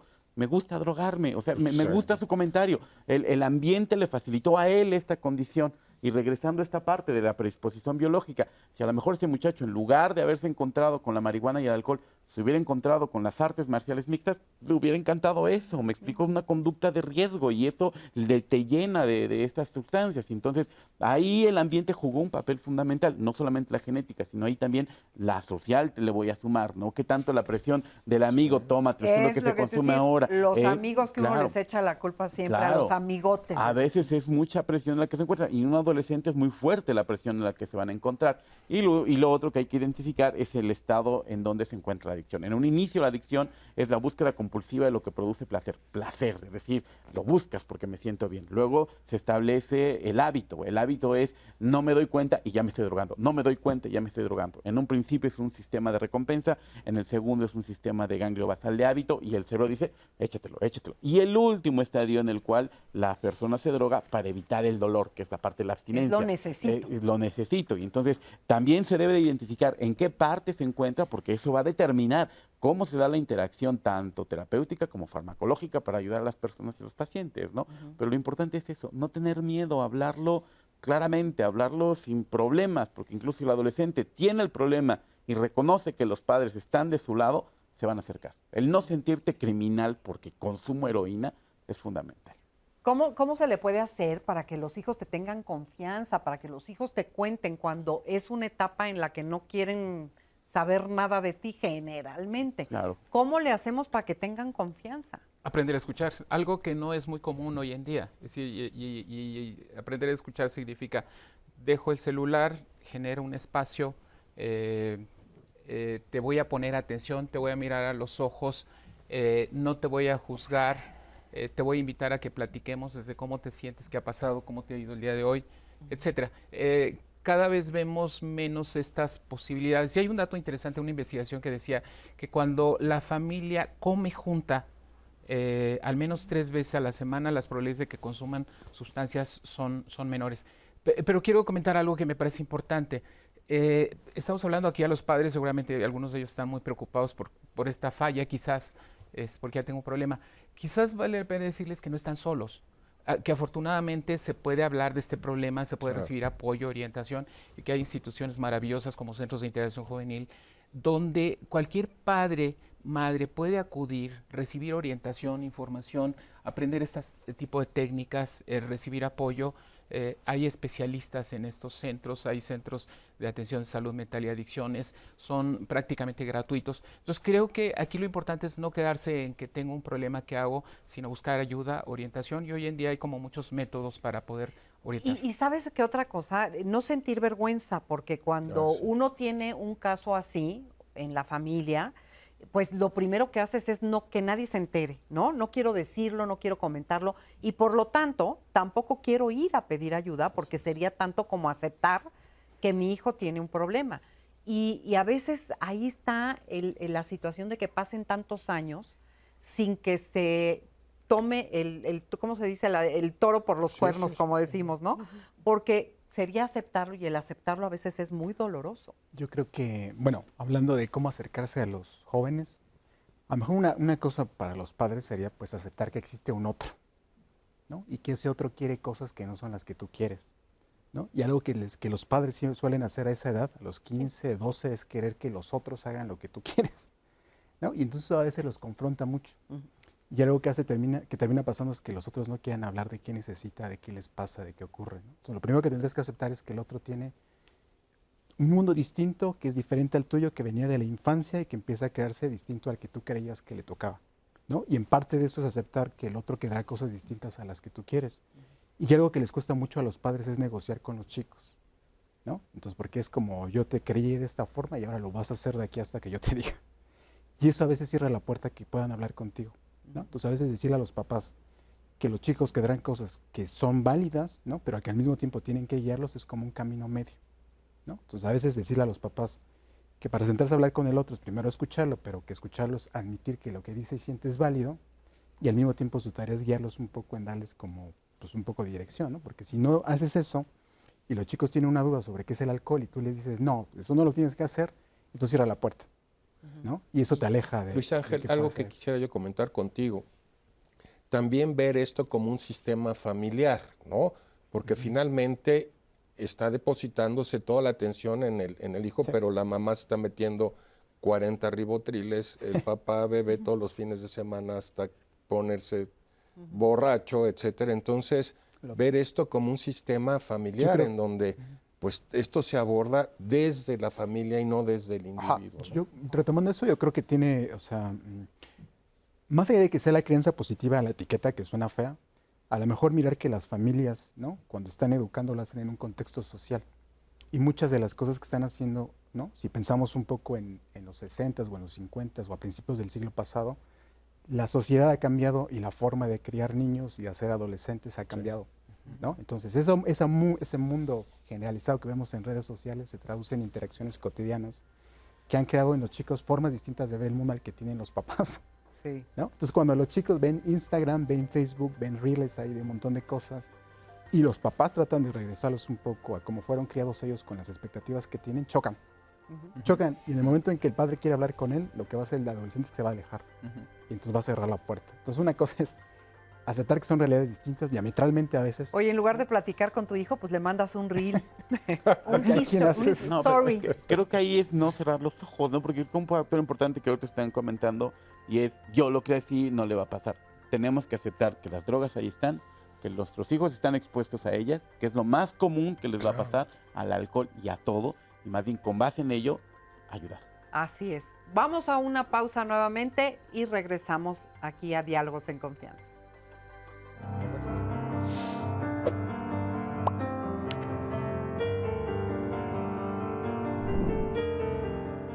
La familia también sufre cuando un hijo enfrenta problemas de consumo de drogas. Culpa, miedo y frustración generan distanciamiento. Superar esta etapa requiere apoyo mutuo y una comunicación abierta. Continuamos en Diálogos en Confianza, hoy en Martes de Familia, y quiero invitarles a que también nos vean el día de mañana, miércoles, porque tendremos el tema Atrévete a ser feliz. ¿A qué le suena esta frase como una obligatoriedad? Pues fíjese que no, fíjese que hay una fobia a ser feliz y se llama querofobia. Las personas que la padecen creen que después de ser felices les va a pasar algo malo.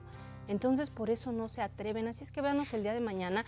No es que usted la padezca, pero le van a dar muchísimos tips para, pues, tomarse la vida más tranquila, relajada y saber cómo poder socializar de una forma en la que usted, pues, reciba un bienestar de alegría y felicidad placentero. Y bueno, continuando con el tema del día de hoy, cómo evitar que nuestros hijos se droguen, quiero invitarles a que veamos esta cápsula que preparamos con Romanovsky Feiner. Él es terapeuta en adicciones y salud mental y él aquí nos explica todo lo que ocurre alrededor de un consumo perjudicial. Vamos a escucharlo. A mí no me gusta declarar una guerra entre víctimas y victimarios. Yo creo que hay que comprender que cuando una persona, que se llama persona que consume sustancias o persona que con consumo perjudicial, tiene ese tipo de conductas, algo está sucediendo a nivel dinámica familiar o entorno. Y en ese sentido, no hay que declarar a alguien culpable. Lo que hay que hacer es trabajar alrededor de estos límites difusos y modificar las pautas familiares o contextuales para que se equilibren las familias y para que la convivencia y la crianza se pueda dar de una mejor manera. El consumo inicial de sustancias puede ser experimental, controlado y voluntario. Sin embargo, cuando se trata de adicciones, ya existe una pérdida de control, de tal manera que no es que la persona esté eligiendo deliberadamente seguir consumiendo, sino que hay ciertas áreas afectadas del cerebro, como el control de impulsos y el juicio, que hace que la persona siga consumiendo pese a las consecuencias negativas. El término adicto es un término extemporáneo y ya no se debe utilizar porque es estigmatizante. Se debe utilizar persona con consumo perjudicial, usuario de sustancias, persona con consumo problemático. La comunicación dentro del seno del hogar es fundamental para prevenir adicciones. ¿Por qué? Porque está comprobado que la mayoría de los pacientes con consumos perjudiciales traen antecedente de violencia física, violencia verbal, abuso sexual, entre otras vulnerabilidades. Entonces, tener una comunicación en donde se validan las emociones, se generan vínculos, se promueven actividades saludables, van a prevenir que se desencadenen conductas adictivas a futuro. Por lo contrario, una persona que se desarrolla en una comunidad o en una familia en donde existe intimidación, humillación, violencia y quizás agresiones, pues va a generar más propensiones a que una persona busque escapar de ese dolor por medio de sustancias.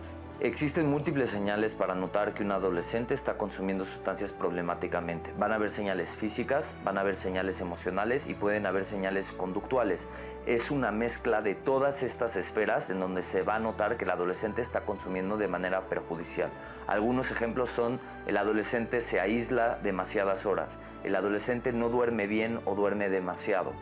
El adolescente empieza a deteriorar su rendimiento escolar y tiene bajas sus calificaciones. El adolescente de pronto llega a deshoras a casa o permanece demasiadas horas en casa.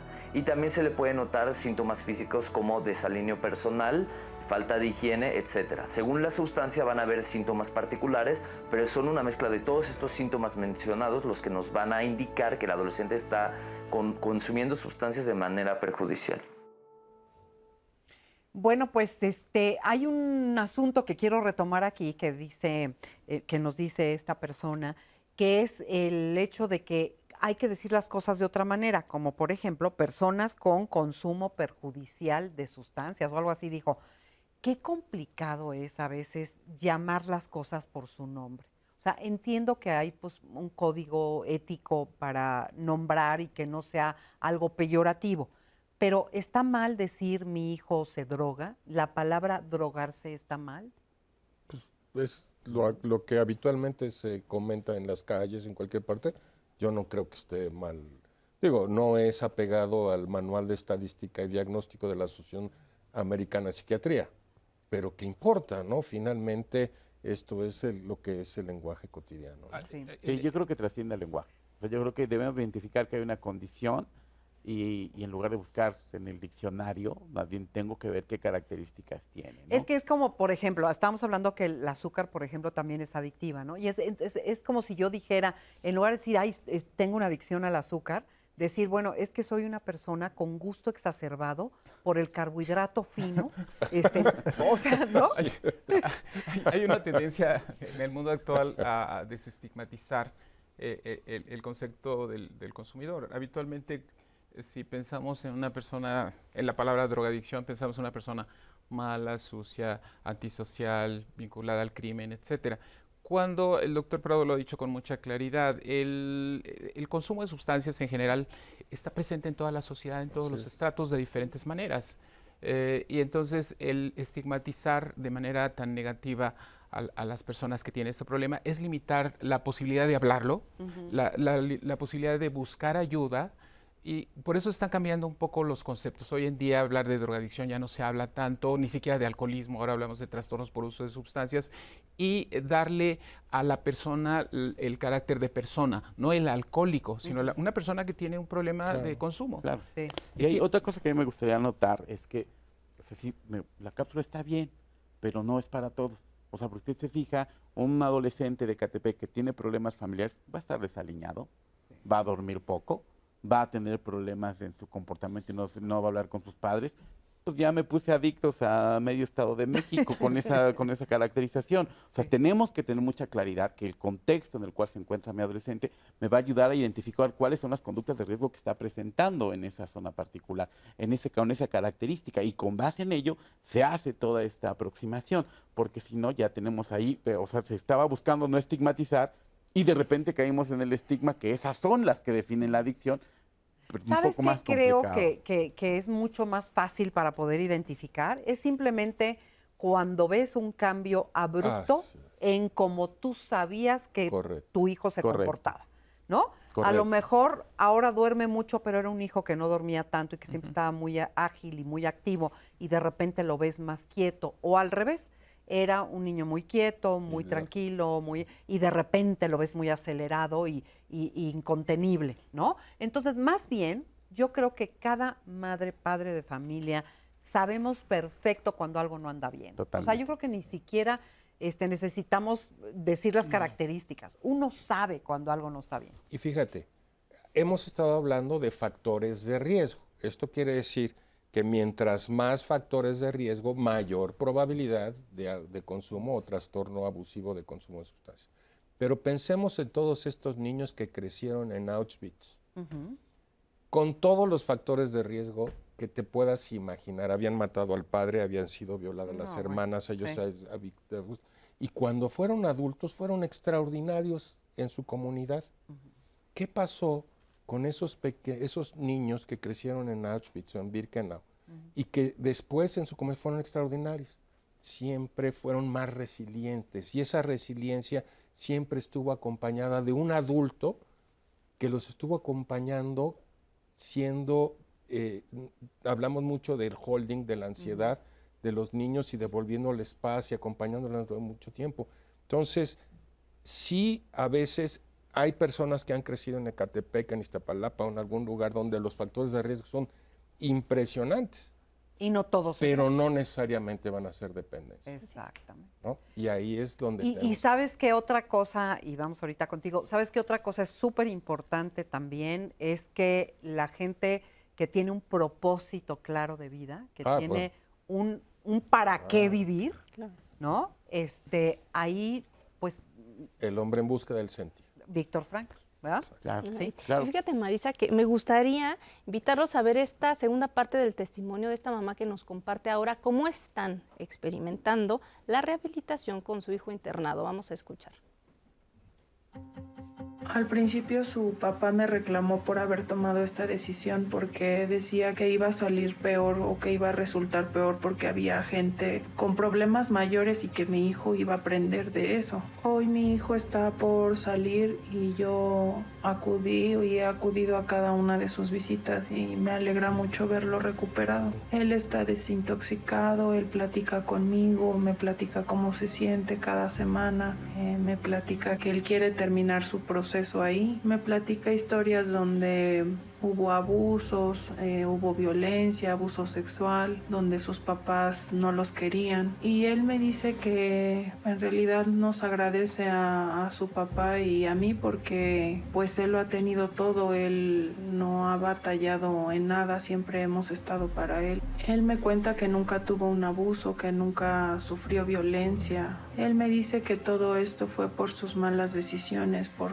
sentir que no pasaba nada, porque así comenzó a consumir. Y él creyó que cuando él quisiera iba a poder salir de todo esto, pero todo nos llevó a que pues en realidad no fue tan fácil. Hoy tengo muchas preguntas, tengo incertidumbre porque no sé qué va a pasar cuando mi hijo salga, no sé cómo lo voy a poder apoyar. Mi hijo está por salir de este centro en un par de semanas y yo no sé qué es lo que debo hacer o cuáles son los pasos que debo de seguir para continuar con este estado en el que él se encuentra. A mí me gustaría que los especialistas me dieran una herramienta o un consejo de qué sigue después de haber tenido a un hijo en un centro AA. Mi hijo me dice que se siente bien, que se siente desintoxicado, pero también me dice que necesitamos hacer algo para que él no vuelva a recaer en esto. Muchas gracias por este testimonio y la verdad que plantea una pregunta muy interesante. ¿Qué se hace cuando tu hijo va a salir de estos centros de rehabilitación y se va a reincorporar a la vida familiar? ¿Qué consejo le darías? Vamos a poner el ejemplo de que Ali es un pez que está pasa a una pecera limpia, muy bonita, transparente, donde hay oxígeno, todos estos elementos. Claro, deja de consumir. Pero ¿qué pasa cuando regresa a esa pecera? Pensemos familia, este ambiente donde hay una dinámica conflictiva, factores de riesgo, regresa y la probabilidad de que recaiga es alta. Aquí tenemos una oportunidad maravillosa para crecer en familia. También el tratamiento es para la familia. Estamos hablando de que también es un problema familiar. Y afortunadamente existen hoy en día agrupaciones como Al-Anon, Al-Atin, y afortunadamente centros como los de integración juvenil ofrecen programas de tratamiento para la familia. Significa que esta es una oportunidad para que la familia crezca, aprender nuevas pautas de relación, aprender cómo superar la codependencia, que sería otro tema de un programa. Sí. Y esto nos llevaría necesariamente a que también la familia tiene que participar, modificar estos patrones que has descrito muy bien, de comunicación, de límites, de reglas, de propósitos, de integración de la familia. Y afortunadamente cuando la familia participa y cambia sus pautas, la probabilidad de que recaiga se limita. Okay. Ahí me gustaría ahí adicionar. El cerebro es una cosa que se puede sobreescribir a sí mismo. Está padre. Porque cuando tengo una persona y está aislada, va a limpiarse, me gusta su metáfora de la pecera. Pero pensemos cuando lo regresamos al contexto, en su caso. Sí. En la esquina estaba la chelería donde se drogaba. Y 2 cuadras más adelante estaba la cancha de fútbol donde todos los domingos le entraba. Básicamente el cerebro aprendió eso, ¿no? Es dependencia de contexto. Entonces llega ese contexto, va a sentir la ansiedad, va a sentir ese deseo y puede tener una recaída. Pero lo importante aquí entonces es sobreescribir sobre eso. Por eso es que Alcohólicos Anónimos tiene un éxito impresionante. Alcohólicos Anónimos está arriba de la tortillería. Alcohólicos Anónimos está a un lado de la chelería, rompiendo estas asociaciones que se tiene con la adicción. Entonces no hay que tenerle miedo a regresarlo a la casa, más bien hay que ayudarle a que reescriba sobre su cerebro nuevas condiciones que le permitan establecer una nueva relación con el medio. Súper importante. Ah, qué bonito. Bueno, pues regresando a la pregunta de quien preguntaba, haga la redundancia, a lo mejor hay 2 partes para trabajar con los pacientes que salen de internamiento, ¿no? O sea, porque parece ser que es una persona con dependencia. Una es la familia y otra es el usuario, sí. ¿No? Entonces, respondiendo a la pregunta, pues el usuario tendrá que trabajar en terapia con su programa de prevención de recaídas en esa parte. Y la familia tendrá que trabajar con la parte emocional, ¿no? Porque muchos de los familiares tienen la sensación o la ansiedad de querer no dejar que los pacientes vuelvan a consumir. Y a veces esa ansiedad o esa preocupación que es válida los lleva a intentar muchas cosas, muchas de las cuales terminan jugando en contra de que los pacientes regresen pues a su vida cotidiana. Una de ellas es, en esa preocupación, vigilarlos constantemente, estar detrás de ellos viendo si van o vienen, y el paciente termina harto y termina otra vez en lo mismo, ¿no? Entonces lo que parece que ayuda termina jugando en contra. Entonces una cosa que ayuda es con los familiares, ayudarlos primero a observar, describir y etiquetar qué sienten, qué hacen con lo que están sintiendo y cómo están respondiendo, y después que en lugar de responder a la urgencia de querer salvar a su paciente, más bien respondan un poco a lo que funciona, ¿no? Y lo que funciona muchas veces es dejar que el paciente siga con su vida y ayudándole un poco a lidiar con, pues si alguien viene en la esquina, pues a decirle, bueno, prueba por otro lado, ¿no? O a mandarle un mensaje o decirle cómo está hoy. Entonces son dos partes. La parte que tiene que ver básicamente con lidiar con lo que siente la persona, que es el familiar, luego con el usuario. Y la otra, bueno, si la familia está interesada en participar, pues podrá participar también, ¿no? Entonces, y además es duro, pero la integración nuevamente pues tiene que ser con el barecito de la esquina, todo lo que ustedes comentaban, porque es la realidad en la que vas a vivir, ¿no? No te puedes aislar, no puedes irte a otro lugar. Fíjate que la audiencia está muy participativa y nos dice Odette, yo creo que lo que ayuda es tener actividades lúdicas compartidas en familia, incluso juegos de mesa, ir a un espacio natural, un bosque, por ejemplo, les da esas nuevas experiencias en entornos seguros. Y fíjate que algo que es muy importante es no pensar que el tratamiento es, el internamiento, perdón, es donde termina el tratamiento. Creo que no. El internamiento es solamente una partecita, es como un diabético que de repente tiene un pico de glucosa, se va, se hospitaliza, pero tiene que continuar su tratamiento. Sí. Entonces la señora tiene que continuar el tratamiento junto con su hijo consumidor en un tratamiento familiar. Simplemente terminó la etapa del internamiento, pero el tratamiento tiene que continuar. Así es. Porque además quisiera decir que es una condición. Una vez que un cerebro recae, bueno, más bien que tiene este problema en el consumo de sustancias, es para toda la vida. Eso significa que las recaídas, el paciente todos los días se despierta con esta necesidad de consumo.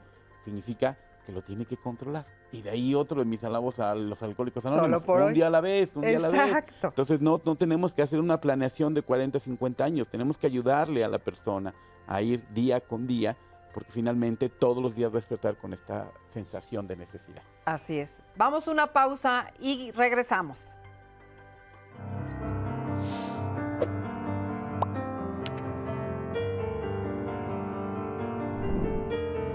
Prevenir el consumo de drogas en adolescentes representa un esfuerzo colectivo.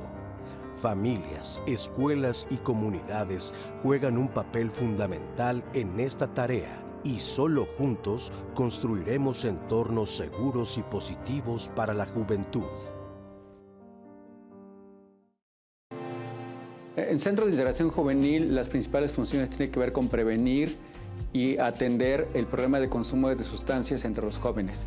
Este es un problema que ha crecido de manera exponencial en los últimos años y uno de los objetivos de la institución es desarrollar programas de prevención entre la población de mayor riesgo, así como brindar tratamiento profesional a aquellas personas que ya consumen sustancias. Cuando se identifica que un adolescente empieza a consumir drogas de manera experimental o inclusive de manera más frecuente, habitualmente es la escuela quien se da cuenta de esto, por referencia a los amigos, porque los encuentran consumiendo en las escuelas, en los baños, a hurtadillas.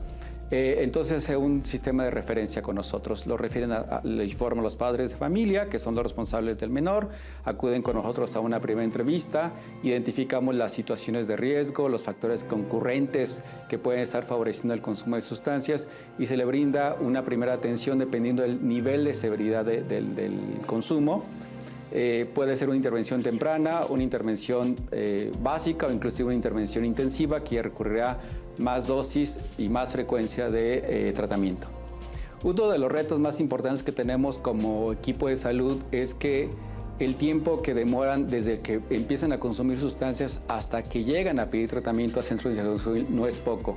Habitualmente se empiezan a consumir a los 14.5 años de edad y acuden con nosotros más o menos 21 o 22 años, es decir, que pasan cerca de una década para que vengan con nosotros. Eso pone las cosas cuesta arriba, muchos de ellos tienen un problema consuetudinario. Entonces, dependiendo del nivel de seguridad que tenga la persona, es que logramos una adecuada reinserción social. Cuando la familia contribuye, cuando la familia apoya al adolescente, las probabilidades de recuperación son mayores y por lo tanto la recuperación nos puede llevar semanas, es un tratamiento integral. Cuando la familia no cuenta con esa disponibilidad, con esa actitud de colaboración, el tratamiento se complejiza y nos puede llevar inclusive meses o años para que la persona cese y mantenga su abstinencia. Muy bien, pues hay muchas preguntas y por ahí unas personas decían, ¿se vale hacerles pruebas y qué tipo de pruebas se les pueden hacer a los hijos para saber si están consumiendo algún tipo de sustancia? Y por otro lado preguntan si se vale meterse en eso y decirle a tu hijo, a ver, ven, te voy a hacer, no sé si un examen de orina o lo que sea. ¿Existen esos estudios y se deben de hacer o no? Sí existen, se detecta el metabolito de la droga, no hay problema. El problema es que pues, las sustancias son tan vastas, lo que les decía al inicio, si yo modifico una cosita en la molécula, ya no lo voy a detectar ninguna prueba, ninguna. Entonces, por eso le puede dar pauta a los docentes, mira, y entonces se va a seguir atascando de eso. ¿Sí? O sea, no son contundentes. No, la verdad es que no se recomienda, porque además la otra es la contraposición con el adolescente, ¿no? Entonces, si estamos hablando de un manejo distinto, de una relación distinta con el adolescente, pues creo que ahí estaríamos teniendo un problema, porque además es... Oye, y eso me lleva nada directa. más a preguntar rapidísimo si estos programas como el alcoholímetro y todo eso han ayudado a disminuir, o sea, se han frenado muchísimo, ¿verdad? Totalmente. Los accidentes vinculados con consumo de alcohol no han disminuido el consumo de alcohol, han disminuido los accidentes asociados con el consumo de alcohol. Y fue una medida extraordinaria el uso de alcoholímetros, fundamentalmente en la Ciudad de México. Esto lo empezó Arturo Cervantes, ¿no? Hace muchísimos años antes de Mondragón. Así es. Y deberíamos aplicar el alcoholímetro en casa, esperar que llegue el chico, es recibirlo y darme un beso, un abrazo y detectar el olor, sobre todo si vino manejando. A lo mejor, bueno, las pruebas son interesantes porque te dan una radiografía del problema. En Estados Unidos, donde hay mucho desarrollo de programas, hay una cosa que se llamó programa de contingencias, ¿no? O sea, los pacientes estaban en clínicas y les hacían antidopings para saber si estaban consumiendo o no. Y cada que no consumían y daba negativo en la prueba, tenían una serie de tickets, ¿no? Que podían cambiar por ciertas cosas. Esa es una utilización de pruebas de a nivel terapéutico. Ahora, ¿se pueden utilizar con adolescentes? Podría ser. El punto es cómo, ¿no? O sea, el uso de sustancias, si llega a pasar algo mucho entre familiares y quien consume, es una desconfianza tremenda, ¿no? Entonces siempre es el pensamiento del familiar de tú estás consumiendo, me estás engañando, no está pasando. Y el otro es a decir, no, sí lo estoy haciendo. Entonces eso empieza a jugar en contra, ¿no? De la propia dinámica porque es desconfianza. Sí, y hay desconfianza, traición y culpa. A eso voy, ¿no? Entonces a veces las pruebas pueden ser pactos, ¿no? Como acuerdos, ¿no? Ok, yo tengo la desconfianza, tú me dices que lo estás haciendo, entonces, ¿qué te parece si hacemos una especie aquí de prueba? Y entonces pactas el uso de la prueba para que no se sienta como algo invasivo. Y en ese sentido, entonces, la prueba tiene una razón de ser, ¿no? Pero estamos pactando que vamos a ocupar esto para llegar a una conclusión tú y yo, ¿no? O sea, yo tengo la certeza, yo confío en que tú lo estás haciendo y tú me demuestras que sí. Entonces, en ese contexto, a nivel terapéutico lo puedes ocupar y tiene una razón de ser, porque si tú sabes que está funcionando, entonces puedes confiar en el chico. Hay universidades como el Tecnológico de Monterrey, en donde los jóvenes aceptan cuando ingresan que pueden ser sujetos de este tipo de prácticas y de estudios, ¿no? Entonces, en ocasiones ellos son detectados, sale una muestra reactiva y entonces lo refieren a tratamiento, a psicoterapia, y eso es una forma de ayudar a los jóvenes. Claro. Y ahí yo quisiera anotar que el consumo de sustancias en un inicio no trae deterioro cognitivo en términos de pensamiento, toma de decisión, información. Son listas las personas. ¿no? Pues no quiero que parezca que se volvió bruto mi adolescente. Entonces estoy tratando con alguien inteligente, entonces no tratarlo como tal es un insulto. Claro. Y pensemos, el adolescente es inteligente. Hay análogos de la marihuana, el kratom, que es una hierba africana, hay montonales que venden por todos lados, pues y no pasan por los screenings de marihuana, se unen a al mismo receptor, pero son totalmente distintas. Entonces sí hay, y lo más importante es respetar que son personas inteligentes y básicamente con base en ello tratarlas. Ok. Oye, y pasan los años y la madurez cura y quita esta susceptibilidad a las adicciones? La buena noticia es que a los 22 años el cerebro termina de evolucionar. Desde pequeños es un órgano que está conformándose y por eso una de las susceptibilidades es en la adolescencia, precisamente porque hay carencia de ciertas estructuras que dan esta conexión entre la parte de la corteza prefrontal, donde está la capacidad de pensar, de tomar decisiones adecuadas, con la parte emocional. Entonces, cuando se completa este cableado, podemos pensar que se llega a un estado de madurez neuronal. De ahí el riesgo de que los chicos estén consumiendo desde la adolescencia ciertas sustancias, incluyendo el alcohol, porque está desarrollando neuroreceptores que lo van a hacer proclive posteriormente hacia el consumo. Y de tal manera que al llegar a esa edad, si no hay situaciones de adicción, difícilmente lo va a desarrollar. Por esa razón, países como Estados Unidos, el consumo es casi imposible antes de los 21 años, situación que no ocurre en México. Oye, Marisa, ya escuchamos en la cápsula anterior lo que hacen y cómo ayudan los centros de integración juvenil y justo tenemos también una cápsula de cómo ayuda el ISSSTE. Aquí nos lo comparte la doctora Carla Cristina Barrera, ella es psiquiatra adscrita al Centro Nacional de Salud Mental y Atención Paliativa del ISSSTE. Vamos a escucharla. El ISSSTE cuenta con el Programa Integral de Salud Mental, el cual tiene como objetivo el acceso a la salud mental en los 3 niveles de atención. Y bueno, este programa inició en el 2021 y tiene varias líneas estratégicas. Una de ellas, y la más importante en este momento, es la atención y la detección de adicciones. Nosotros formamos parte de la campaña sectorial de prevención de adicciones, la cual fue lanzada en enero de este año por parte de nuestra presidenta y bueno, la cual tiene como objetivo la lucha contra la adicción a fentanil, el cual es un opioide que pues puede llegar a causar grandes daños a los niños, niñas y adolescentes, sobre todo aquel que está de manera ilícita en el mercado. Esta campaña tiene varios ejes estratégicos. El primero es el de prevención y promoción, que está dirigido a niños, niñas y adolescentes y también hacia los padres de familia, pues para que puedan estar orientados. Y la segunda parte de esta campaña es hacia la atención, a la atención de urgencia, sobre todo en salud mental, con lo cual el ISSSTE pues cuenta con el código morado para la atención de estas urgencias y que desde 2021 pues somos pioneros en ese código y llevamos cerca de 9,000 casos atendidos. El código morado es un protocolo de atención para urgencias en salud mental para todas las personas de cualquier edad que puedan tener algún síntoma neuropsiquiátrico descompensado y bueno, ellos reciben una atención de urgencia en las unidades del instituto. Contamos con cerca de 170 camas de hospitalización para la atención de estos pacientes en 114 unidades de los 3 niveles de atención. El tercer eje estratégico es la rehabilitación de las personas que consumen sustancias psicoactivas y que bueno, es algo importante el poder integrarlas nuevamente a la sociedad y tener estos casos de éxito. Pues muchas gracias y muy interesante lo que se está haciendo. Y esto nos habla de que ayuda sí hay. Hay muchos lugares a donde uno puede acudir a buscar asesoría, a buscar ayuda. Y hace un momento tú me estabas diciendo como si tienes una enfermedad, pues vas al médico para que te la cure. Y cuando se trata de una cuestión de adicción a sustancias, pues también hay que buscar a la persona capacitada para que nos eche la mano, ¿no? O te asesore, ¿no? Te asesore. Aún cuando no hayas desarrollado una enfermedad. A lo que me refiero es que si tú estás viendo que tu hijo tiene algún cambio importante de comportamiento, etcétera, pues busca a alguien que te ayude, te asesore. Tú no sabes, ¿no? Recuerda que ¿cómo dicen?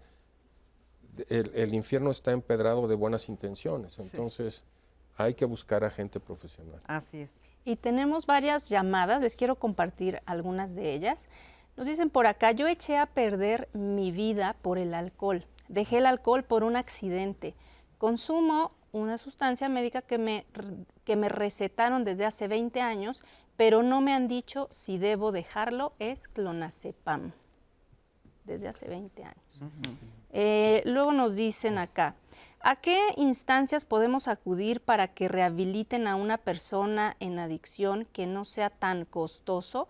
Bueno, ya se mostraron 2. De igual forma, en los comentarios en redes sociales se van a dejar los datos para que usted pueda consultarlos ahí.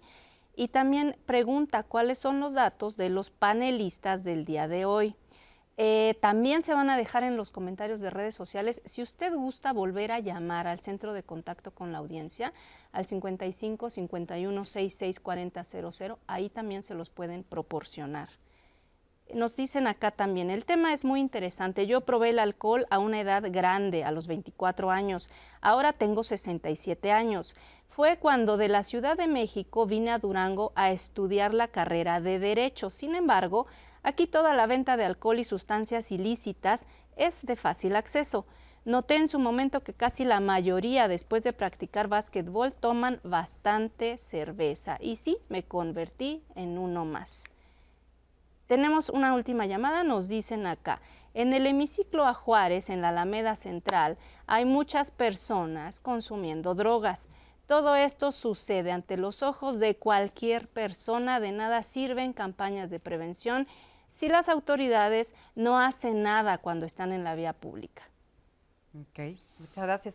Y bueno, como nos quedan pocos minutitos, me gustaría que cada uno dijera y cerrara el programa con algo que le parece fundamental. Bueno, yo podría decir que el nivel de atención a personas que usan sustancias es de diferentes, digamos, estratos, ¿no? Hay en el sector público, que se encarga de hacer pues, estrategias de prevención, política pública y demás.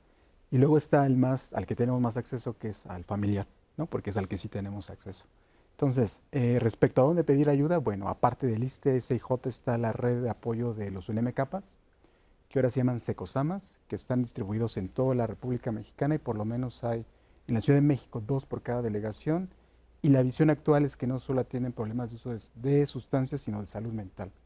Esta administración cambia un poco el giro a atender pacientes que vienen a nivel preventivo a la unidad y entonces es una buena opción para acercarse.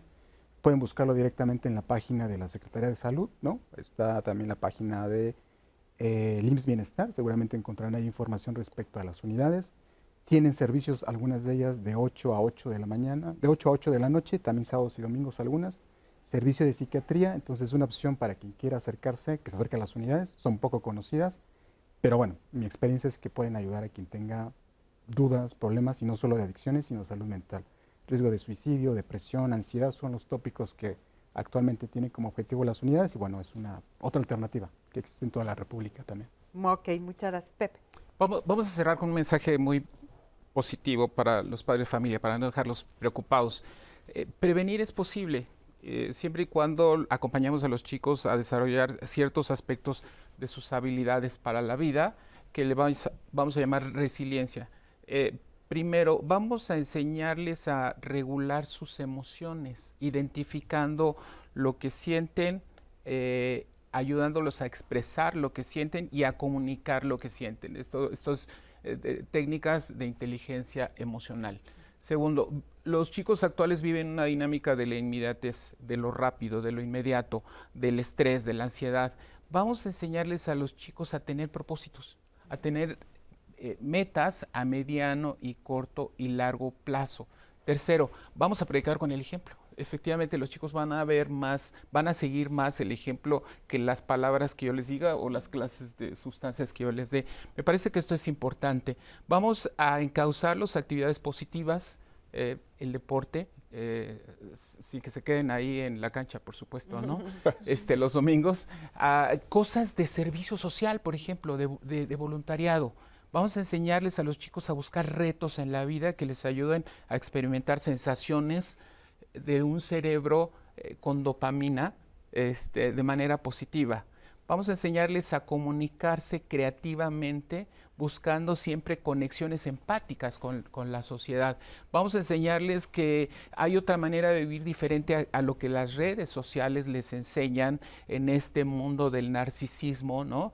Vamos a enseñarles que el afecto ya no se da con likes, se da con contactos, con abrazos, con afecto, con seguridad, con confianza. Cuando a los chicos les damos estos elementos, los ayudamos a prevenir. Así es. Medio minutito, ¿no? Nada, esta enfermedad, o esto es prevenible y es tratable. Los invito a que se acerquen con profesionales. Aquí estamos a sus órdenes. Muy bien. No tenerle miedo a las adicciones, ¿no? No es un criminal, es una condición que se puede tratar. Tienen que acercarse con los profesionales, no a la charlatanería. Muchas gracias. Eso. Pues gracias a todos nuestros especialistas, muchas gracias, Azu.